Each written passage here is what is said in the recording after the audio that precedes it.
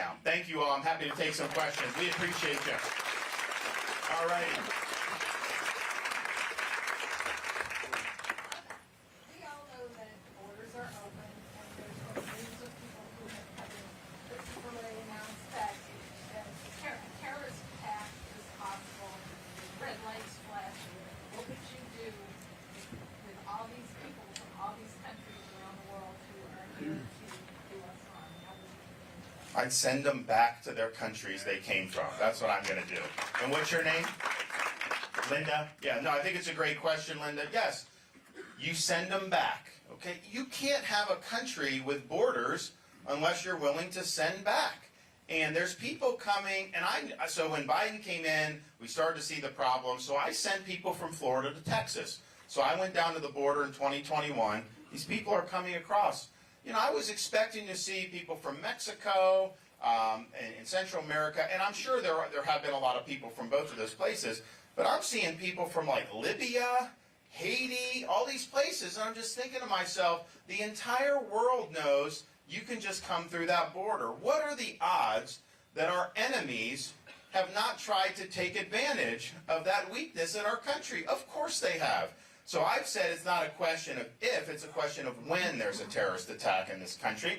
Obviously, if we can send people back, maybe that will be able to prevent it, but it's going to take another, 15 months to be able to get in there with Biden and what he's doing. So I think it's been one of the grossest dereliction of presidential duties that I have seen in my lifetime, and probably one in all of American history. You take an oath to take care that the laws of this country are faithfully executed. You take an oath to preserve, support, and defend the Constitution. And he has not satisfied that oath of office. He has put this country into serious, serious jeopardy. And yes, terrorism, but there's also just run-of-the-mill criminal aliens that come into this country. You'll see examples of people that are murdered or raped by illegal aliens. And the thing about it is, I'm a law and order guy.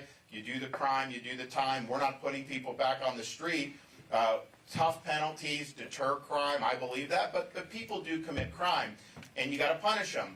But when you have an illegal alien murder somebody, it is the case, if the government just did its job, that murder would not have happened. And we see this too often. Then you have all the drugs that's coming in with the fentanyl. Every community has become a border community because the fentanyl is ravaging places all across this country. I've met so many angel parents, parents that have lost kids to fentanyl, that, and the thing about it is a lot of times they're not like drug addicts. Maybe they're a college kid and they think taking some pill will help them through exams. It turns out that pill is laced with fentanyl, so they get basically poisoned to death and die just off one pill. We had a case in Florida where a family was renting an Airbnb unit. They had an 18-month-old crawling on the carpet. And I guess whoever had used it before had drugs. There was fentanyl residue on the carpet, and the baby died just from contact with the fentanyl residue. And this is happening in our country. And the people in D.C., they're just shrugging their shoulders. They don't care. They care about all these other things, but they don't care about you. They don't care about your community, and that needs to change. And so I'm going to put the American people first. I'm going to put our sovereignty first. And I'm sick of the rhetoric, because Republicans have had rhetoric. And quite frankly, one of the things I was most excited about in 2016 when Trump was the candidate was building the wall and have Mexico pay for it. And I think if the border wall had been built, Biden would not have been able to bring in this many people. A wall is a physical fact of life. That's why you want a wall, because you want it there so that if a president isn't serious about the border, it still provides the American people protection. So we're going to start on that on day one, declaring this to be a national emergency. We're going to surge a bunch of resources. The way you get Mexico to pay for it is not that they're just going to give us money. Of course not. The way you do it, and people told Trump to do this, he didn't, you impose fees on remittances that are sent to foreign countries. So you have people that are working here on like an H-2A visa, and they send money back to Mexico or Guatemala or something. Charge a fee on that. You'll raise billions of dollars, and you'll put it right into border wall construction. We got to start thinking smart here, and we need a president that's actually going to get it done. No more slogans, no more talk. We want action and we want results, and I'll deliver that. So when I was a kid, Reagan was president. He said the most dangerous words are, "Hi, I'm from the government. I'm here to help." So you talk about limited government. What will you actually have the power to achieve as president without a supermajority to limit the government and the ability to oppress the people? So the question is how do you limit government? Reagan famously said the most terrifying words in the English language are, "I'm from the government and I'm here to help." And I think when he said that, it was true, but he was responding to kind of the war on poverty and the Great Society, where you kind of had all these liberals in Washington spending a lot of money, social programs which were going to end poverty and do all these things, and it did the exact opposite. It entrenched people in poverty. It created huge unintended consequences, not unforeseeable consequences, but unintended by the people most likely that were involved in it. And so he was, I think, criticizing kind of government run amok, central planning run amok, and it was bad for the economy, bad for freedom, all that. And I agree with that, and we still have that to this day. I think the difference today is we've seen a weaponization of this power in ways that are even more dangerous to people's freedom. So, for example, you had a lot of Republicans will complain, and I complained at the time, of the suppression of the Hunter Biden laptop story in the 2020 election. FBI intelligence working with the social media companies, and they basically suppressed that, and that was interfering in the election effectively.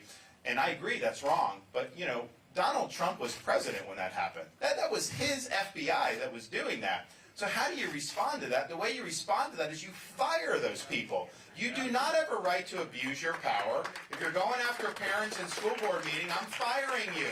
I'm firing you if you're trying to stifle dissent in this country. I'm going to fire you if you're circulating a memo saying observant Catholics are terrorists. I'm going to fire you when you're doing this. So we're going to use Article 2 authority in ways that are constitutionally sound but have not been used in the past, because I think Republicans get up there and I think they think that they can win these people over.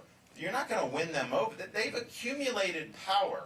We now have a situation where the Founding Fathers created 3 branches of government. We now have 4 branches of government. We have an administrative bureaucracy that is separate and distinct from the normal constitutional process. Most of the things that are done by the federal government at this point that really impact our society are not even done through Congress.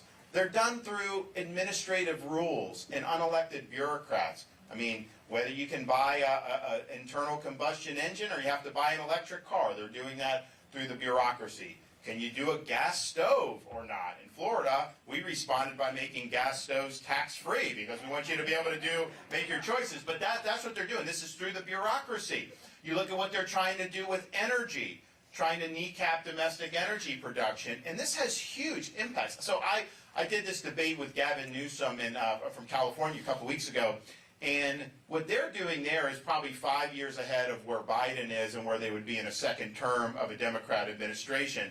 And with energy, what they're doing is they're forcing behavior in ways that are going to make you need more from the electric grid, like forcing electric cars. In California, you're not even going to be able to buy a new car unless it's electric in the not too distant future.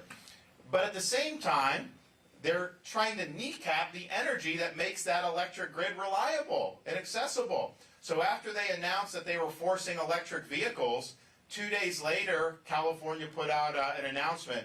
All EV owners, do not plug in your EV because we do not have enough capacity on the electric grid. Well, what's going to happen when you add another 10 million cars to the road? So they have blackouts in California regularly. That's what would happen nationally. There'd be rolling blackouts. I can only imagine in the winter in New England, what that's going to be like to do. And honestly, reliable energy, fossil fuels reliable energy, that has saved a lot of lives because more people die from the cold than from the heat, and if you can't moderate that, then that's just what happens. So I think it's worth it. So the bottom line is this government is out of whack. We need to reconstitutionalize the government, And you got to go in there and you got to be willing to bring accountability. But the reason why power has been weaponized, founding fathers would have predicted this. When you have power accumulate with no accountability, human nature being what it is, they are going to abuse the power. So if there's no sheriff in town, then of course they're going to do it. So we're going to hold all these agencies accountable. We're going to reduce the number of bureaucrats in D.C. in each agency by at least 50%. We're going to take agencies and we're going to move them out of D.C. so that they're actually in the rest of America. Because what's happened is we have a separate and distinct bureaucratic class that operates separately from the body of the American people. And that's not what the Founding Fathers would have envisioned. We're going to take 50,000 employees who are involved in policy that are bureaucrats, and we're going to take them out of civil service, put them in a Schedule F where they can be fired at will. And we're going to be willing to use that authority to be able to do. We can't have a situation where the election results don't matter, where the bureaucrats do whatever they want regardless of what the American people decide every 4 years. So I think it's a fundamental issue. I think a lot of what the bureaucracy has done, I think it's been bad for liberty and the weaponization, 100%. I think it's been bad for the economy and business and being able to do well because they're getting involved in so many things, 100%. But it's an even larger issue than that. Who governs? Our Constitution says we, the people, govern through the Constitution. We now have a situation where so much power is being exercised by an unelected bureaucracy that it's distorted, really, the proper understanding of government. So I think I'm the only guy that's capable of doing that, partially because I understand the stakes. I understand the different levers of power that are available. I'm willing to use those. And in Florida, we've shown an ability to do that time and time again. But it isn't just going to happen. It's not just something that can happen with the flip of the switch. You're talking about really trying to unravel a concentration of power. And it is going to require a two-term president, because even if you get success, the minute you're out after 4 years, if that's what happens, they're going to be able, the inmates will start running the asylum again very quickly. So I'm the only guy to get it done.